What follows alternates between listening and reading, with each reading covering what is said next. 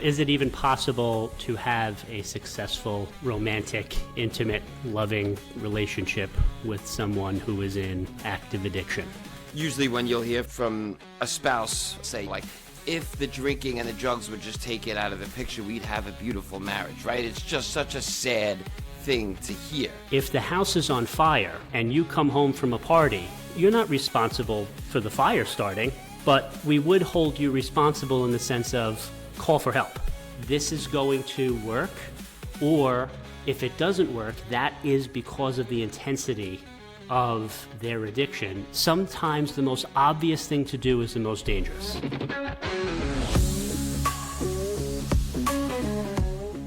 Welcome to the Why Intervention Podcast. I am your host, Christopher Doyle, today joined by Danny Klein. Hello, Danny. Christopher, how are you? Can you believe it? We're here again. How exciting. Back-to-back weeks. It's like old times. Yeah, and we want to say happy Valentine's Day.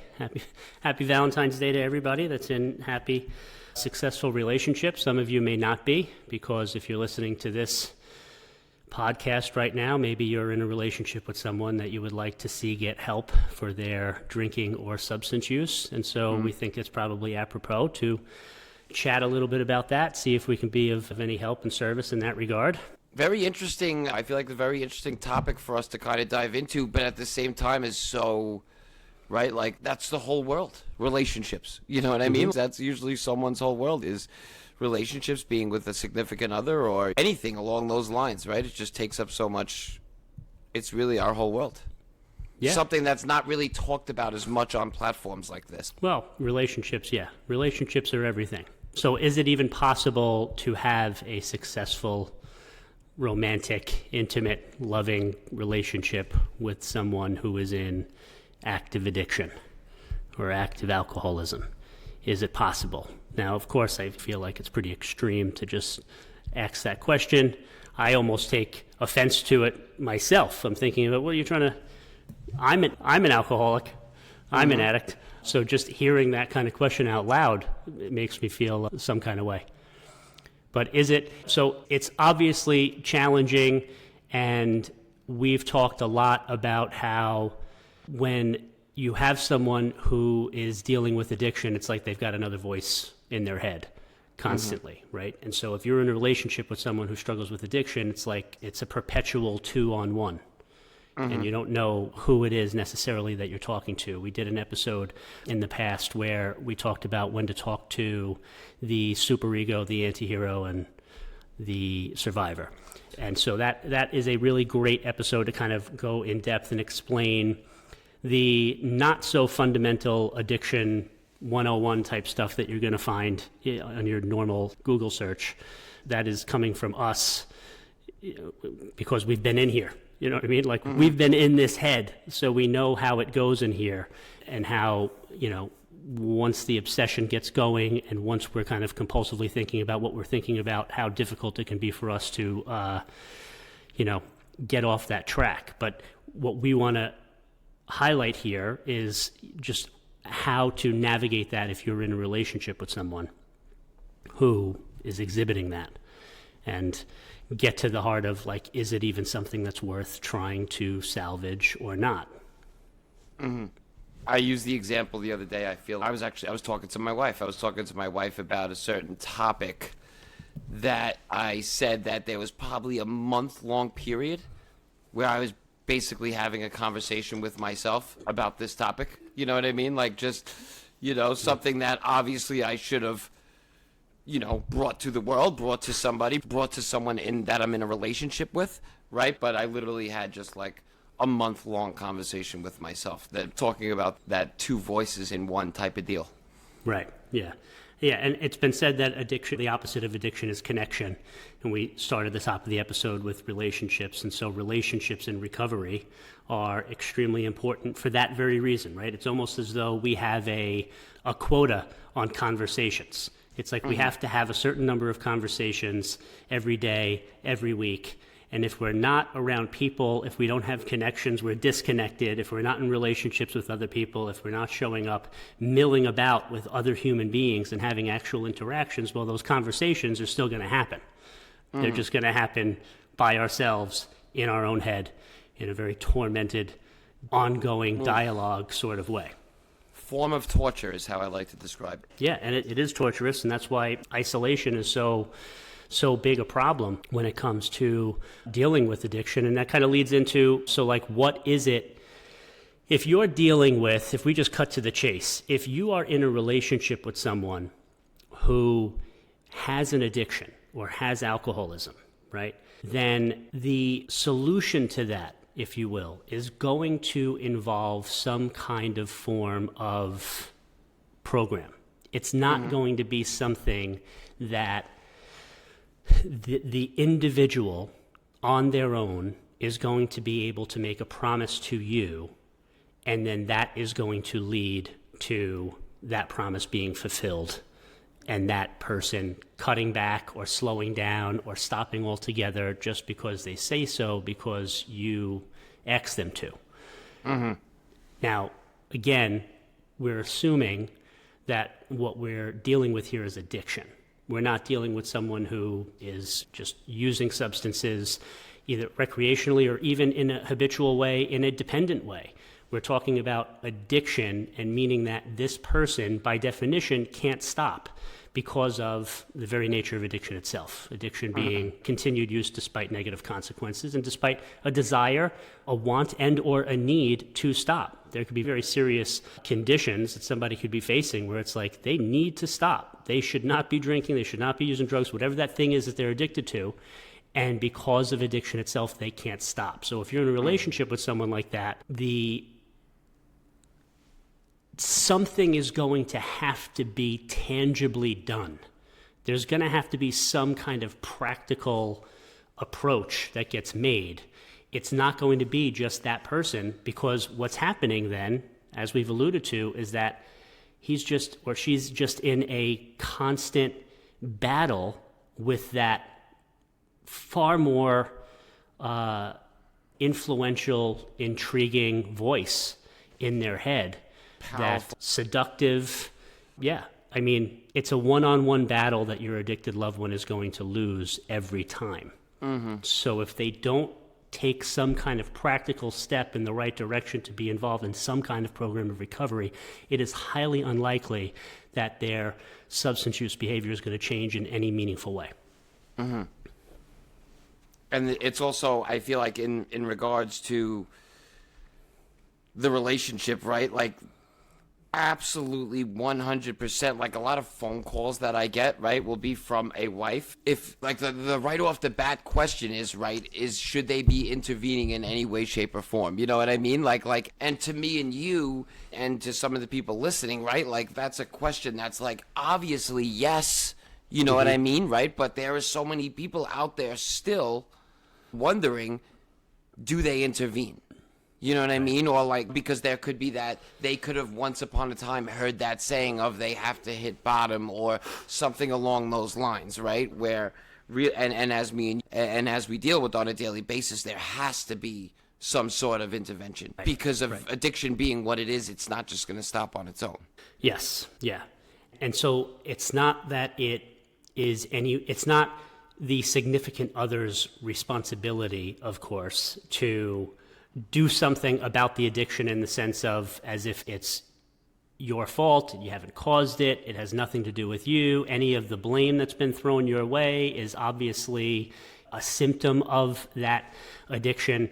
But like when we talk about intervention or stepping in, what we mean is helping influence the decision to take that practical step, whatever that first practical step would be, and whether that's going to a rehab or going to an addictions counselor or going to a free 12-step meeting in the neighborhood, some practical step, or even if it's talking to someone that you know that is sober or in recovery, that you know locally, or a friend of yours, a friend of your partner's, whoever it might be, but like getting some kind of tangible positive step in the right direction.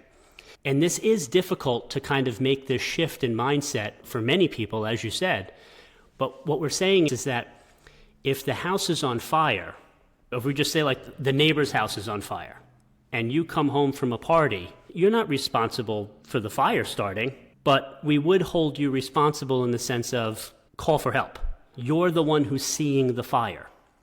So really, the first challenge for a significant other is seeing that this is addiction, right? And so just identifying it in that way, and probably the easiest way to get there is, very simply, is substance use causing a problem in your relationship? It's a very simple question, but there's 85-90% of relationships that substance use is involved in whatever way, whether it's wine at dinner or like smoking weed and watching a movie or whatever it might be, and it's never an issue.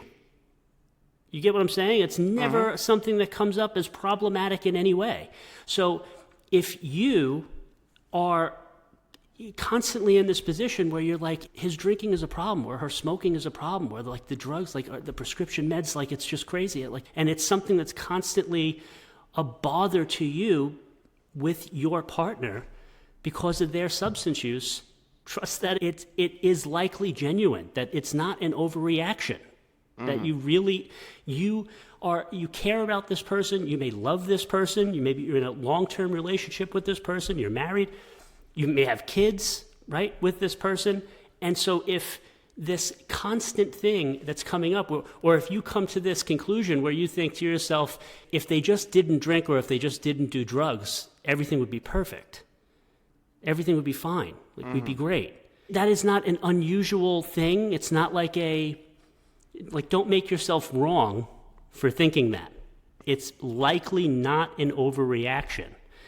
And if that's the way that you're feeling, then what we're suggesting is that is going to require some kind of outside influence and motivation, some external motivating factor to move your loved one in the direction of getting help, because it's not something they're going to do on their own. The fire is not going to stop on its own. And I always find it to be such a sad state of affairs. And I'm being dead serious when I say this, the word sad, right? Usually when you'll hear from a spouse or a wife will say, if the drinking and the drugs were just taken out of the picture, we'd have a beautiful marriage, right? It's just such a sad thing to hear. You know what I mean? Because you could almost feel the pain, you could feel the hurt coming from the wife who just wishes that life was this one way. But at the current moment, as she's speaking to me, life isn't that way. You know what I mean? It's another way. It's not reality right now. And another thing that comes up is that they have a frame of reference for what it might have been like before. There's a moment in time where things maybe began to shift. And they're holding on to that. Right. They're thinking back to how it was. When oftentimes what we wind up doing in that conversation, right, is, well, when did you first notice it becoming a problem? And then as they go back in time, they realize that there were yellow flags and a couple of red flags here and there, some things that they could have noticed, but they didn't really pay much attention to. And so again, using this fire analogy, it's you see smoke, but you just go, it's probably nothing. It's not like we got to call the fire department or anything for this. It's not like it's not that big. It's just one room that's on fire. The whole house is okay. We could probably deal with this. Or let's just wait and see if it stops on its own, or it'll just correct itself. It'll probably burn itself out. Or the even crazier idea is let's see if this gets worse. Maybe if it gets worse, then we'll call for help. Then we'll do something about it. But right now, this is manageable and I can navigate around this. And so significant others get themselves into because of all of the variables of life. So just to jump in real quick, what was brought to me, I would say about 2 weeks ago, was a family had called me and I had spoken to the wife, right? So it's a younger couple. They've been married for about a year. I've known this family my whole entire life, except the wife. I'm not very friendly with the wife, but I knew the addicted loved one. I knew him very well. I knew him his whole entire life. I knew his family. So they had reached out to me, and this was my first time talking to the wife. She was very hesitant. What she wanted to know, the first thing, like you were just talking about 10 minutes ago, she wanted to know, was this addiction? To where the rest of the family was convinced it was addiction. Because I guess they had, they've been in his life for 30 years as opposed to 4 or 5 years. You know what I mean? And, so she was very concerned with, was it addiction? And then just through going over basically the last year of their lives together, also asking that question that you had brought up 5 or 10 minutes ago of, has his drug use or alcohol intake affected your marriage, affected your lives together at all, right? And then we went through the last year, and it was very clearly to her, after me really just answering a couple of simple questions, that yes, this was addiction. And very simply, with her, the family, and the addicted loved one, all of us together, came to this contract of the addicted loved one is going to make 90 meetings in 90 days to deal with his alcohol and drug use. And part of the contract was that if he were to slip up at all or relapse or miss a meeting even, that he was going to agree to go to treatment. And this was all written out in contract form. You know what I mean? And the reason that I bring this up is because I thought it was pretty cool how this young couple, like I said, I'm not even sure if they've been married for a year, but, it started with, is this addiction? That question was answered by all of us coming together and answering just a few short questions, and then us just approaching the addicted loved one and coming up with this contract. And for the last 2 weeks, it's been pretty smooth sailing in regards to, we're off to a good start in regards to him making 12-step Alcoholics Anonymous meetings. Excellent. Yeah. And that's something that we, talk about a lot, is having that kind of like a recovery contract. Like, what's the plan? What's the recovery plan? And then also bolstering that with, and then what are we going to do if this is not enough support, if this isn't like a high enough level of care? What's going to be the next step if this falls through? And I think that's a solid approach. But of course, like, this is the age-old question everybody wants to know, like, is it addiction or is it not? And from our perspective, it doesn't matter. And here's why. Because we're going back to the question we asked earlier. Is this like this giant thorn in your side in this relationship where you're thinking, if this wasn't happening, we'd have no problems? If this wasn't happening, we'd have no issues. If you were in a relationship and it was like just such a bother that your partner like hung out with 3 of their exes every couple of weeks, they just were hanging out with exes of theirs, you'd be like, this isn't, what are you doing? We can't do this. I can't be in this with it. If it would be resting with you, that this is a problem for you. So now, if it's addiction, you don't have to be whether to discover, is it addiction or not. It's, I don't know, but let's go about finding out if it is or not by doing these things, because ultimately the solution is going to be dealing with your loved one's addiction by improving your relationship through better boundaries and more effective communication. So if your communication becomes more effective and you set better boundaries, but it's not addiction, oh, sorry, we just improved your relationship. Sorry for the bother, right? Your relationship is now improved, and that's it. No downside. But if you do those things, and then there's some pushback, and continued drinking, continued substance use, then you know, okay, this is likely an addiction. And the fact that you're willing to communicate the way that couple did, to say like, okay, we're going to deal with this, and what are we going to come up with? And then, he was willing to put on paper and say, okay, this is what I'm willing to do. And then he starts doing it. And then if like some weeks from now, he's drinking again or using again, then it's like, okay, this is more than we thought. And so now what's the next move? What's the next highest level of care? Oh, we have it right here in the contract that you said you would do this. So let's just start there. And if you're able to communicate like that, you're golden. Boom. Because And so many... yeah. Go ahead. That's just where I wanted to jump in real quick, was like, even through this plan of the contract, the communication has improved. Because he's coming home, it's all in the contract. He's coming home, he's telling her where he went. You know what I mean? Like that she's not investigating like she's a police officer. You know what I mean? It's this thing that she had no idea that the scale of it, right? It was brought to light. She was blindsided. I got brought involved, and now their communication is just like through the roof compared to where it was. You know what I mean? Strictly just by this contract of following a couple of rules that basically they came up with themselves. You know what I mean? In regards to he was coming home, he was reporting to her where he went. You know what I mean? He was including her in his day-to-day. Just these other little things that they kind of came up with in order just to keep the back and forth alive. Yeah, yeah. And so oftentimes when we're getting this phone call and it's from a concerned, impacted loved one about their loved one's addiction and what they can do if it's a significant other, almost always one of the first things that I'm going to get to with like a coaching client here is what's the dream scenario? What's the outcome you're after? What is the vision you have for this relationship or for your marriage? What do you want this to look like?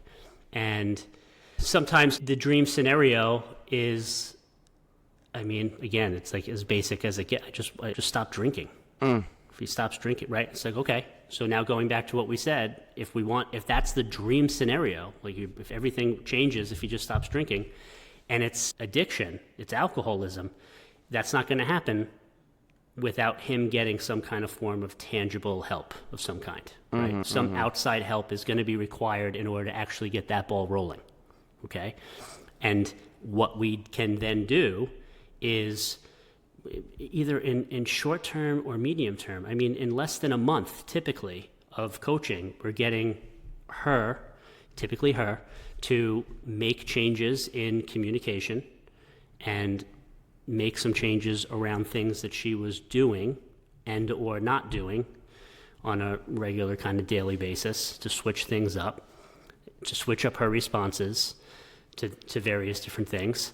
And within a couple of weeks, the communication improves. We talk about how to approach like various situations as they come up in real time or as close to real time as possible, where, like this is what happened last night, kind of real time. And then, okay, and then how'd the conversation go? What did he say? He's sleeping it off now. Okay, but how did he handle, and what was his excuse, and what was this, and what was that? And so, okay, so now here's what I want you to say to him this morning. Or at 11 o'clock when he starts to, and he's feeling all down, here's what I want you to say. And it's insane, of course, that we do this. We're successful at doing this all the time. We get people to engage with programs of recovery in some way, shape, or form. We've done that and gotten people into rehab. I mean, I think it's so important for the people that are listening. This is so important, and especially, Chris, unique to this when it comes to the coaching, right? Like, something that I've seen personally is you're so good at being able to, when you're coaching, let's just say the spouse of an addicted loved one, right? You could change the narrative of the whole conversation within a week or two. You know what I mean by that? That's just what I've seen you do in regards to, if the spouse is coming to you with some questions and they're just willing to listen to the answers, the whole narrative between the communication is going to change. You know what I mean? The whole who's holding the ball in the court. You know what I mean? It all changes very quickly just by some communication changes. You know what I mean? Right, yeah. And that willingness to explore that, right? And the willingness to kind of get honest, which is huge, right? The honesty is required, and the honesty is what breaks through the fear of doing this at all. You're afraid of what the potential response is going to be if all of a sudden you start doing and saying things differently, if you start broaching this topic, or you're frustrated and you're pissed off and you've had this conversation what feels like a million times and nothing's ever changed, and you're thinking there's no way he's going to listen to me, there's no way he's going to do anything different, and his mother is always taking his side, and I can't get a word in edgewise with her, and he just runs to her for sandwiches. It just gets then you see all the complexity of it all. And then with relationships in general, when I'm first getting the conversations going here, where I'm getting that phone call, there's also the issue of like compatibility. And I don't know what all of the behind the scenes stuff is on whether this relationship is something. I don't know what your motivations were when you first got into it. I don't know what his motivations were when you first got into it. I don't know what it used to look like. You know what I'm saying? I don't need to know any of that, because what I know for a fact is that if your significant other is struggling with an addiction, none of those things are going to get sorted out until they get engaged with some kind of program of recovery or something, right, to deal with it, right? So that what we want to do is actually get to the point where we have removed the substance use as an option for them in their life, and to get them connected with some kind of program to begin healing from the stuff that they're using substances over. And once that happens, then all that other stuff can get sorted. I know that none of that happens unless we start there, right?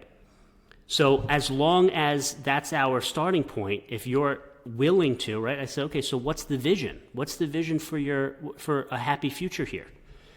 What needs to be true? I learned this from Dan Sullivan, from Strategic Coach, coaches a bunch of high-level entrepreneurs, and it's just like, what has to be true a year from now or 3 years from now in order for you to feel like what we just did was successful?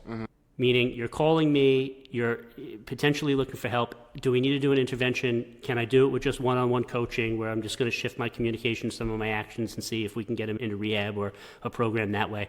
But whatever the option is, what has to be true for you a year from now? How does your relationship have to look a year from now or 3 years from now in order to feel like what we did was successful? And inevitably, they're going to struggle with that idea because of how difficult things are in the here and now. Yes. So just to even think about that is an exercise in and of itself. And then it's like, oh, when was the last time I checked in to see, like, am I happy? Am I happy here? Is this what I want? What am I doing here?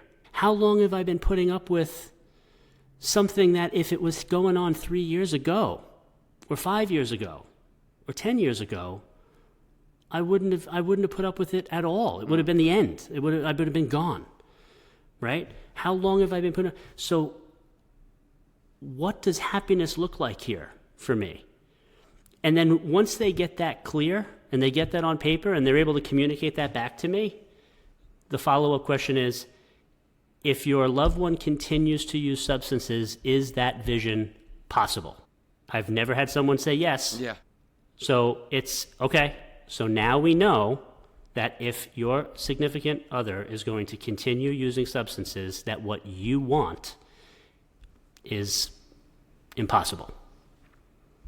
So now you're in a place where you can say, I'm either going to move forward with trying to get my loved one into a program of recovery, get them sober, or I have to make what is a very normal thing that happens in relationships quite often, is people break up.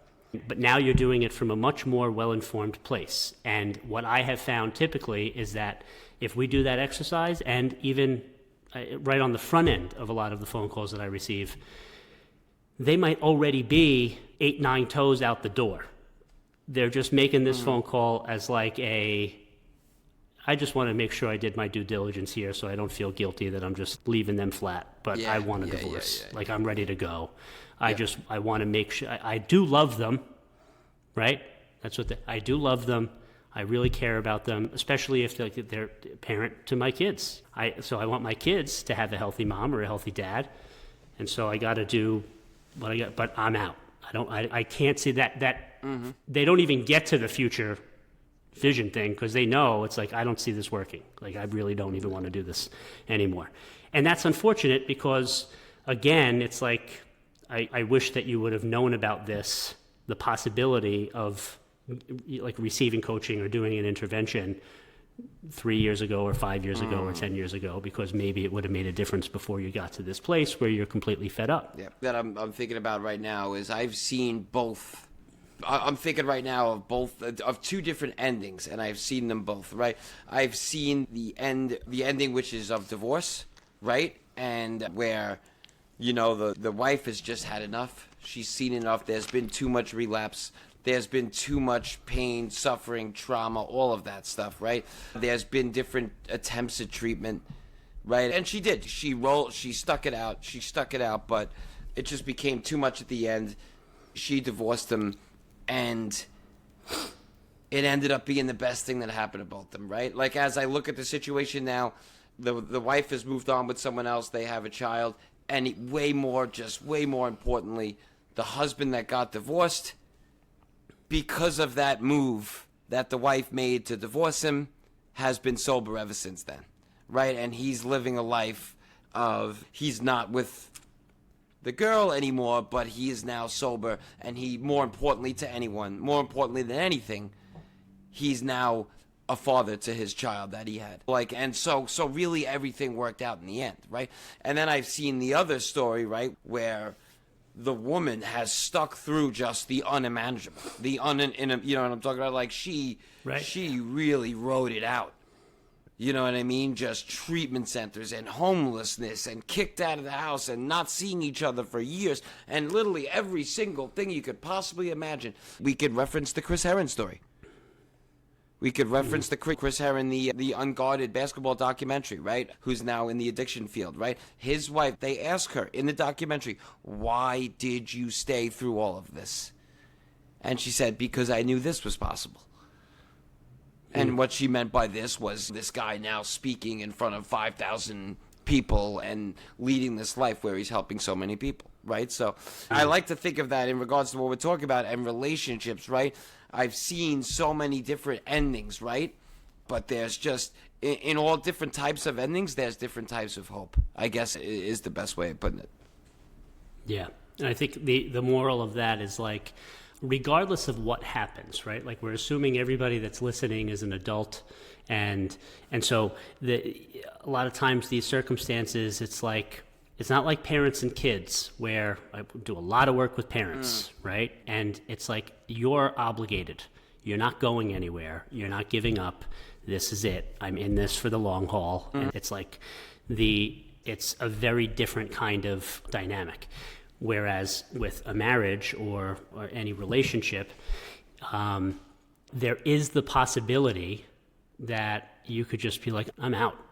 And in some instances, it's like, yeah, that might be the healthiest thing. And oftentimes, if you are, you know, like going to a support group for yourself, right, as the impacted loved one, or if you're getting coaching from someone, or you're going to a therapist, how often are the people in those environments going to be making the recommendation that you should just leave? This is too much. You shouldn't be with this person. And so we're assuming that, again, if you're listening, it's like you're an adult and you're responsible enough to be in this position where it's like staying or going is not what we're here to guide you with. Ultimately, that is entirely up to you as far as whatever it is that you're going to do. But what I can say is that I haven't had an unhappy relationship client in probably 8 years, okay? And in that time frame, probably close to half of those relationships don't work out. And and that's just statistically the average nationwide anyway, right? It's like a coin flip on whether marriages work or not. Do marriages, they stay together or they get divorced? It's literally a coin flip. So, but the benefit is that, and that's why I led with, I don't have any unhappy clients, in that they were shown something that they otherwise wouldn't have known, that whatever their decision was, they have the peace of mind and knowing that they were doing, the certainty that they were doing the right thing. That the approach they took was, this is going to work, or if it doesn't work, that is because of the intensity of their addiction, and I've made the decision that's not something that I'm going to put up with anymore. Like, I'm not going to subject myself to this any longer. And I put in 100% effort. I followed the directions of a professional. I did every step, and it's clear that it's not going to align with that future vision of what I want and what's going to make me happy. This individual is not going to be able to do this. And so, like, to kind of come to that conclusion in a very peaceful kind of, okay, now I see it, in a matter-of-fact way, a pragmatic way. And still, like, so in a very caring, like, I'm trying to give you help. And then, oftentimes, there is still the possibility that you leave, and then that guy, just like you said, winds up having that be part of his backstory that leads to him having these painful experiences that he ends up getting sober too. I mean, I have a specific story in my head of that story that I told is a true story where, you know, and I can't think of, you know what I mean? Like, I'll see them on the beach in the summer, the father with his kid, and, like, I just think in my head, like, wow, something that you thought was such a negative turned into such a positive. Like, it worked out. It worked out. Right. Yeah. So if you're clear on the outcome and that the outcome is going to be a very practical thing, okay, that based on the severity of your loved one's substance use, and this would be like this would be within 5 minutes of speaking with us, right? We're going to have a pretty good read on does this person need rehab? How long should it be? Could we get away with an outpatient program, group counseling, addictions counselor, or can we get him connected to a 12-step program? Does he need detox? Does he not? All the stuff, we're going to know that pretty quickly, right? Once, though, what the outcome is then, the thing that I want to kind of highlight, and this is so silly, but like the Happy Valentine's Day idea, it's like when you have someone who is struggling with an addiction, this isn't your ordinary relationship stuff. You know what I mean? Yeah. It's like people have relationship problems. People have like relationships, like just come up and disagreements and all the stuff. But addiction is different. Like, so here's the silly analogy that I have here is I used to be a firefighter, and I have walked into buildings when they were on fire. I have also walked into buildings when they are not on fire. They are two very different experiences. Okay? Very different. And so what's going on internally within me going into a building when it's on fire is very different than the calm and the disregard for I could be on my phone, I could be distracted, I don't care. I'm walking into a building. You could have other things on your mind, right? Yes. So if you're in a relationship with someone who does not have an addiction, this is a very different experience than being in a relationship with someone who does have an addiction. And it is going to require an entirely different approach than what you're going to hear from relationship gurus or relationship coaches or people who talk about marriage and relationship stuff, or therapists where you're speaking to a therapist about your marriage and you're saying, like, here's what's going on, and the therapist is giving you generic relationship stuff to try. It's not the same, you know? Every fire, if you have a building on fire, there's a position on the truck that's the roof guy, okay? And the roof guy, you can probably guess what his job is. The roof guy is to get to the roof, right? So the roof guy's objective, right, is to get to the roof. So if the building's not on fire, and Dan, I'll ask you the question, we'll see if you get it right. If the building's not on fire, everything's completely normal, and you have to get to the roof, how are you going to get to the roof? You're going to take the stairs. You're going to take the stairs. You're just going to go up the stairs, and you're going to go right to the roof. And that is the obvious thing to do. If the building is on fire, what do you think you got to do? I don't expect you to get this one right because you're not a firefighter. No, what do you mean? We got the ladder on the truck, right? We're going to get up in the bucket, and the bucket's going to take me up to the roof. Listen, my whole family's firemen. If I would have got that stairs question wrong, I would have had to have you delete this episode. Yeah, so now you got the kudos points that you got that right. So, but this is what's really interesting about this and why I bring it up. Of all of the ways that you can get to the roof of the building when it's on fire, taking the interior stairs is not even an option. It's not even something that we're trained on. We are trained on, do not take the interior stairs because of, well, heat rises. And so if you're in a building, all of the heat of that fire is going up as you're going up. And so if you make it to the roof, you're going to take a serious beating in heat, and if anything happens with you get smoke inhalation, you could die. You could literally die on your way to the roof trying to get there from the interior stairs. Okay?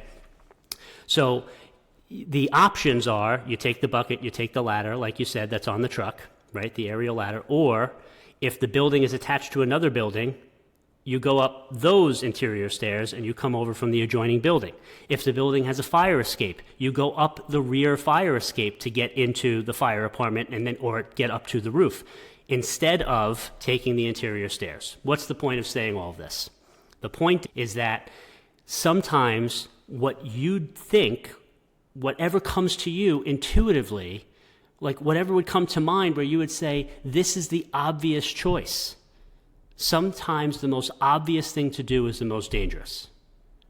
And when you're in a relationship with someone who struggles with addiction, what comes to you as the obvious thing to do is oftentimes the worst thing that you can do. It's the most dangerous thing you can do. It doesn't make sense to do as soon as you speak to someone that's trained in this.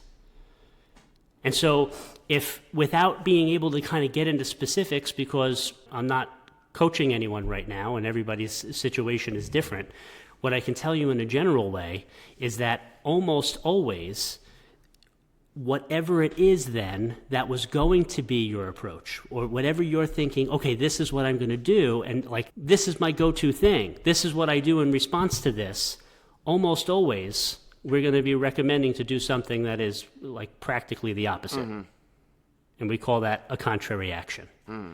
So if a situation happens and your go-to thing, like this is the inherent, this is what I do in response to this, like he comes home after promising me that he was going to be home at midnight, he was out with the boys, and it's 3 o'clock in the morning and there was no call, no text, no nothing, I'm going to scream at him as soon as he walks in the door, and we're going to get into a fight.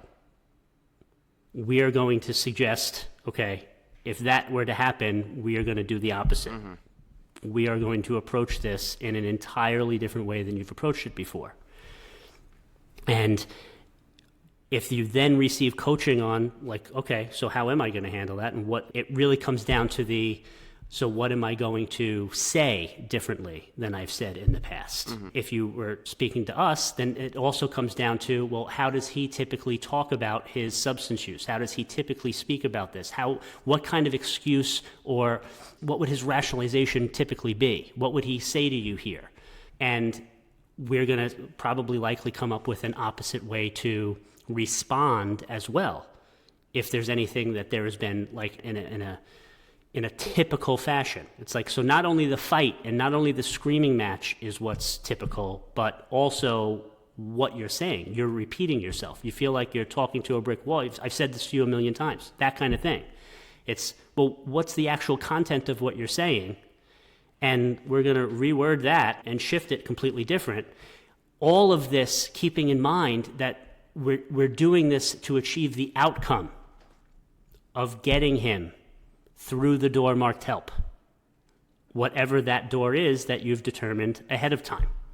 You already know where you want him to go. You've already made like arrangements, perhaps. You know what I'm saying? You've already investigated the rehabs. You've already talked to an addiction counselor to make sure that he has slots open or she has slots open available to take on new clients. And this aspect of things, from the relationship standpoint, this is not enabling. Okay? People who would say, don't enable and leave it up to him, he's not going to do it because he's in active addiction. So leaving it up to him to figure it all out, it's not going to happen. So what you're doing here is supporting recovery. You're going to stop enabling around so many other areas. But when it comes to identifying a place that can actually help him stop and stay stopped off of the substances, which is ultimately what you want for the possibility of this happy envisioned future, do the work on finding the place that you think can be most helpful for your addicted loved one. And if you line it up, now you have this tangible place in mind when this scenario takes place, whatever it is, and that conversation happens, however it used to go, you're following contrary actions, you're saying things in a completely different way, and you're making a reasonable request to go and do something about this, and then seeding the idea and or outright presenting the idea of, why don't you do this, which is whatever pre-researched option you've come up with. And if they're in enough pain and you've thrown everything off because of the contrary actions and the way that you've approached this, all of a sudden, that addicted loved one is walking through the door marked help that they never, ever would have happened to just walk through that day. Mm-hmm. And then there's a possibility for long-term recovery after that. Or even if they don't walk through the door marked help, you're creating a brand new world. Oh, yeah. I mean... You're creating and that could be just the start. Yeah, that's what I'm saying. As a start there, like the way that you just explained that for the last 5 minutes, right? Like just there's going to be new reactions, right? There's going to be new reactions. The way you're talking, the way you're answering, everything is brand new. Everything is coached. Everything is taught. The addicted loved one is walking into a brand new world that they are no longer in control of. Right. And they're going to know it. They're going to know that the game has changed. Mm-hmm. It's going to be a shock. It's going to be like a shock period. It's going to, yeah. Yeah, but even if all we're doing is, because of course the tactics we have are many and progressive, like we could ramp things up. This is just like, this is an initial conversation that just kind of like flips the script on them. Yeah. And if my mother, when she helped get me sober, I have a vague recollection of somewhere within the, maybe a month or two before she got me to go to my first recovery program, she must have asked me, again, I have a vague recollection, but she must have said, Chris, would you ever go to meetings maybe? And my response must have been so sharp and so swift that she dropped it immediately, right? Which is a good tactic. What she just did was like test balloon, see how he reacts to this. And she saw my reaction and then changed the conversation to pancakes or something, like immediately, right? So she knew, okay, we're not pressing right now. Because you want war, and she's not giving it to you. Yeah, right. So contrary action, no argument, no anything. She's not pressing what she wants. She's like, not a good time.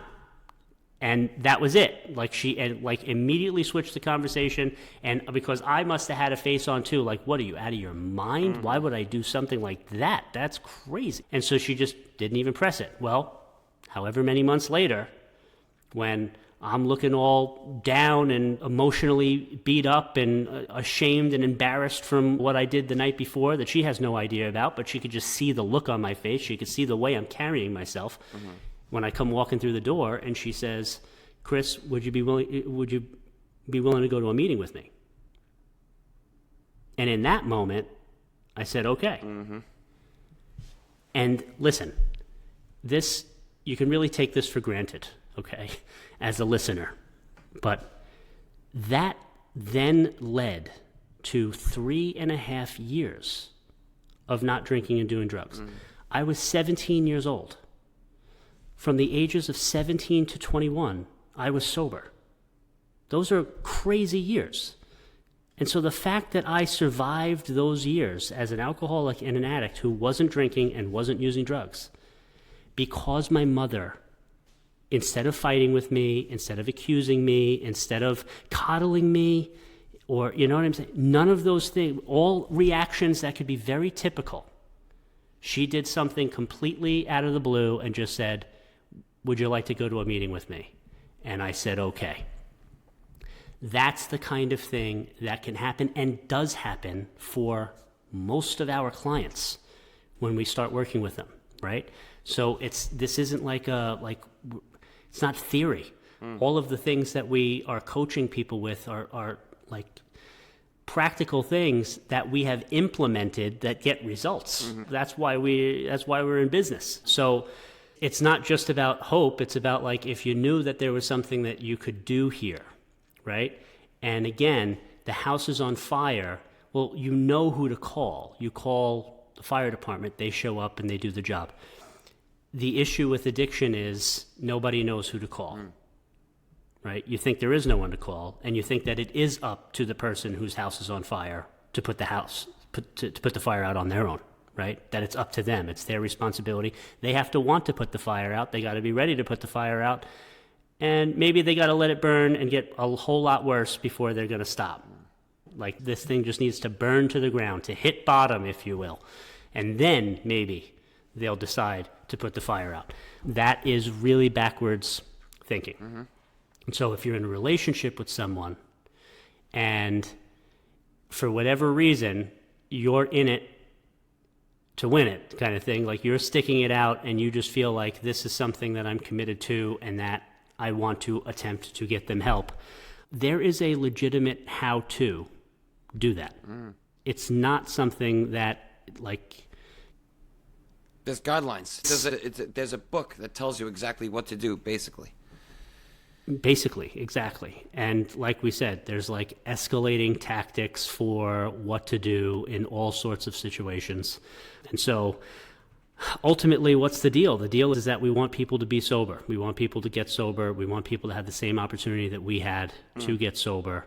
And the fact that we have seen this work over and over again, it gets us excited to do it, but it's also frustrating that more and more people don't know it. And every single time you have a new conversation with someone, it's like you got to start from scratch because it's not a ubiquitous, nationwide, worldwide understanding that if someone is struggling with addiction, what that means is they can't stop.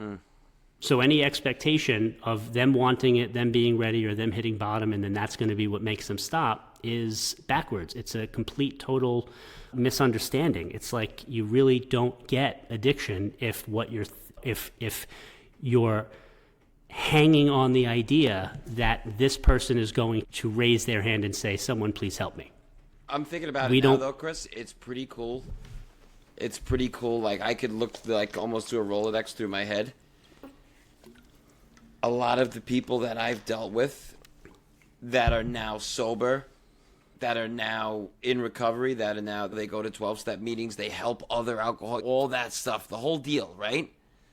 A lot of those people are in the spot they're in because their significant other, their spouse, their wife, made the phone call, which is really cool.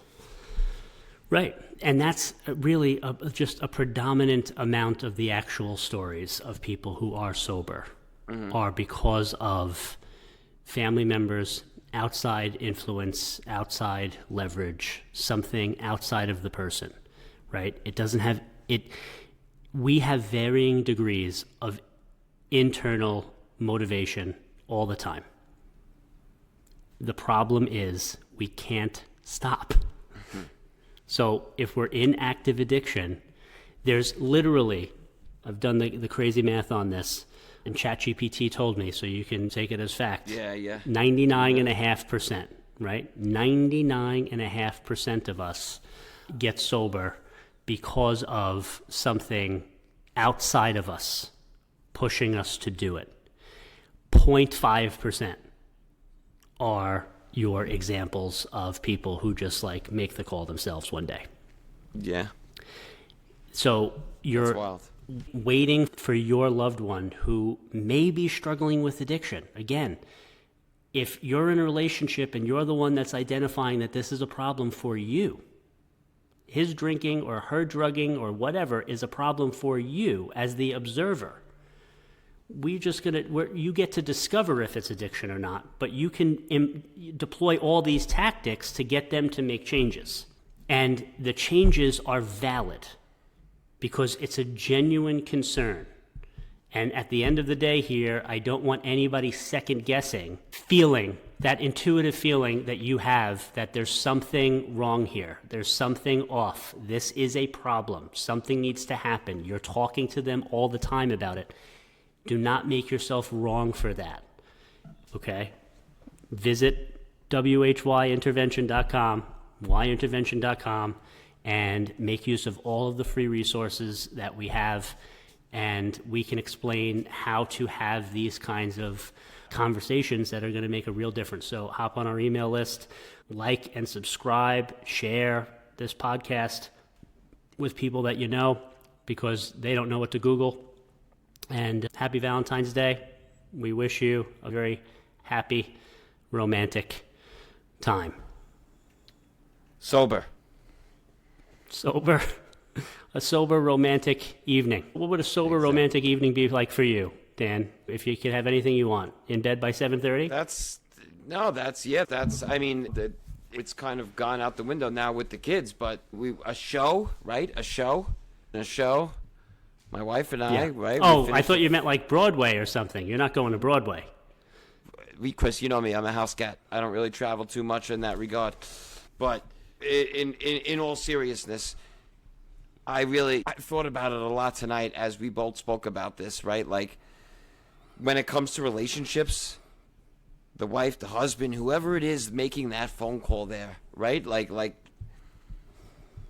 I just know so many people personally. For me, it was my mother, right? I was a younger kid. I wasn't in a relationship yet. For me, it was my mother. For you, it was your mother, right? But I know so many people today that are sober and recovered and helping other people because of the relationship that they're in, because of the partner that they picked. You know what I mean? Like once upon a long time ago, they picked a partner. They wanted to get married, having no idea that this person was going to save their life by making a phone call and asking for help and asking for direction. And now all of a sudden they have this beautiful marriage and they live this beautiful life, and other people are benefiting from the phone call that was made. Mm-hmm. It's to me, like, as I'm thinking about it, it's really cool ripple effect. Yeah, 100%. And it reminds me of something that Deborah J. was the first person to point this out to me. Deborah J., interventionist, wrote the book Love First, No More Letting Go, and Structured Family Recovery. So those are all her titles, and I'd recommend all three. She said that the Alcoholics Anonymous, Bill helped Bob get sober, but Bob would not have gotten together with Bill if it wasn't for Bob's wife. Yep. Bob's wife got him to agree to talk to Bill for 15 minutes. Mm-hmm. Bob said, okay, fine. I'll talk to this guy for 15 minutes. And they wound up talking for over 5 hours. Yep. And Alcoholics Anonymous, as a fellowship that has helped millions of people over 80 plus years now, was born from that moment, and it was because of Bob's wife putting it together. Exactly what we're talking about. So that's the power, that's the influence, that's the leverage that you as a family member truly have. And so don't let anybody tell you that there's nothing you can do to help them, or that ultimately they got to be the one to make the decision. They're the ones in the house when it's on fire, and they don't know it. Mm-hmm. They're asleep or they're unconscious. They are unaware. So if you're going to continue to wait for them to make the call, it's not going to happen. So if you're deciding to stay in this thing to see if we can make this thing work, you call for help. Mm-hmm. And the people that you call are interventionists. That is what needs to be ubiquitous. Speak with an interventionist. Typically that call is free. I know it's free with us. If you're interested in having an intervention or just exploring what your options are, exploring coaching as an option, whatever it may be, you have options available. I really hope that this is something that people discover, that they learn that this is how you deal with an addicted loved one. Mm-hmm. Is through an intervention process of some kind. Exactly. And hey, you know what? The other thing is, both of us, we're in sober marriages, right? So our opening question, like, is it possible? Yes. It's definitely possible, right? All these examples, and you and I are both in sober marriages also.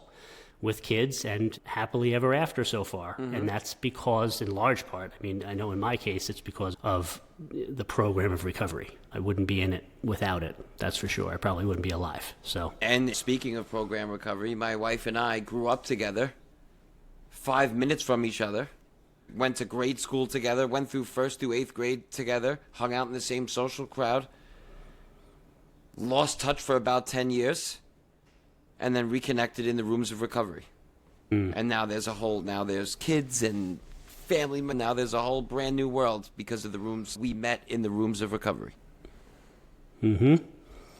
Yeah. So it's a beautiful thing. There are successful recovery-based relationships. And so if your loved one is struggling, please visit the website and find out all you can. Make use of the free resources, as I said. And we will see you on the next episode. Looking forward Thanks, to it. everybody.